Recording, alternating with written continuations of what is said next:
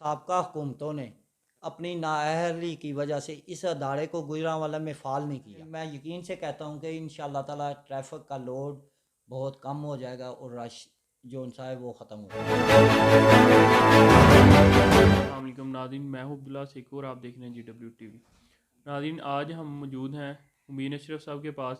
یہ جو voice chairman ٹیپا ہیں، ہم ان سے پوچھتے ہیں کہ ٹیپا جو لفظ ہے ہم نے پہلی دفعہ سنا ہے، یہ کون سا محکمہ ہے، اس کے بارے میں تھوڑا بتائیں۔ السلام علیکم۔ وعلیکم السلام، بسم کیا حال ہے اللہ۔ سر؟ ٹھیک ٹھاک الحمدللہ۔ سر ٹیپا کے بارے میں تھوڑا سا ہمارے آڈینس کو تھوڑا سا بتائیں۔ سب سے پہلے تو میں جی ڈبلیو ٹی وی اور آپ کی تمام ٹیم کا شکر گزار ہوں کہ آپ میرے پاس تشریف لائے۔ میں vice chairman TEPA traffic engineering and planning agency Mubeen Ashraf Khokhar بات کر رہا ہوں۔ ٹیپا کا مطلب اور مخفف یہ ہے traffic engineering and transport planning agency. یہ جی ڈی اے کے ساتھ کام کرتا ہے، جس طرح جی ڈی اے کے ساتھ ایک وائس چیئرمین واسا لگایا جاتا ہے، اسی طرح حکومت نے ایک یہ وائس چیئرمین ٹیپا کا لگاتے ہیں۔ اس کے کام کیا ہوتے ہیں؟ اس کے کام یہ ہیں کہ یہ چونکوں وغیرہ پہ جو ڈیزائننگ کا کام ہے، سگنل کے کنٹرول کا کام ہے، اس طرح کے ایشو ہیں۔ یہ جو ادارہ ہے ٹیپا، پہلے اس کا نام ہم نے گجرانوالہ میں نہیں سنا، یہ کب سے ادارہ یہ ہے؟ ادارہ کافی دیر کا پرانا بنا ہوا ہے۔ ٹیپا ایک بہت بڑا محکمہ ہے، ٹھیک ہے۔ ویسے سابقہ حکومتوں نے اپنی نااہلی کی وجہ سے اس ادارے کو گجرانوالہ میں فعال نہیں کیا۔ اس طرح فیصل آباد اور لاہور میں یہ بہت بڑا ایک ادارہ بنا ہوا ہے اور وہ فعال ادارہ ہے اور وہ اس پہ پراپر کام کر رہا ہے۔ جب تک یہ ادارہ فعال نہیں ہوگا تو وہ یہ ٹریفک کے مسائل بڑھتے جائیں گے، کیونکہ اب گجرانوالہ میں بھی ٹریفک کا لوڈ بہت زیادہ ہو چکا ہے۔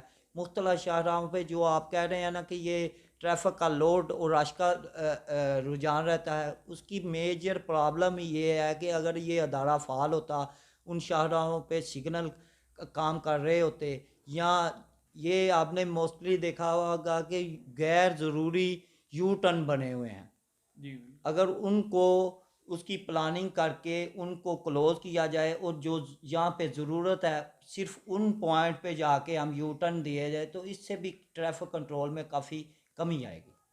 اور اس کے ساتھ ساتھ یہ مختلف شاہراہوں پہ آپ دیکھتے ہیں کہ بلا ضرورت اور بلا وجہ مین شاہراہوں پہ آپ ریڑھی باندھ کھڑے ہیں، کوئی فروٹس وغیرہ لگا کے ریڑھیاں کھڑے ہیں اور وہ لمبی قطاروں میں ہیں۔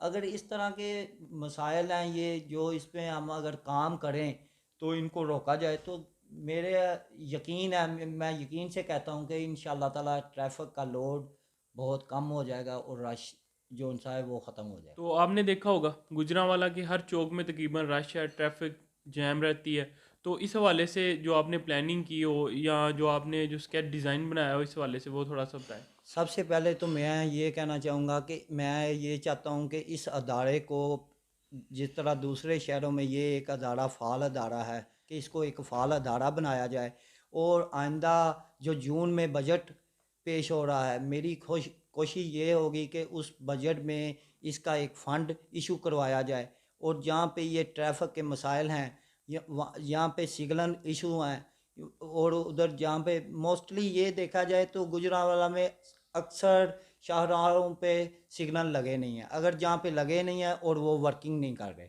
تو اس سلسلے میں اگر حکومت ہمیں بجٹ ایشو کرتی ہے تو انشاءاللہ تعالی پھر اس کے بارے میں کام کیا جائے گا۔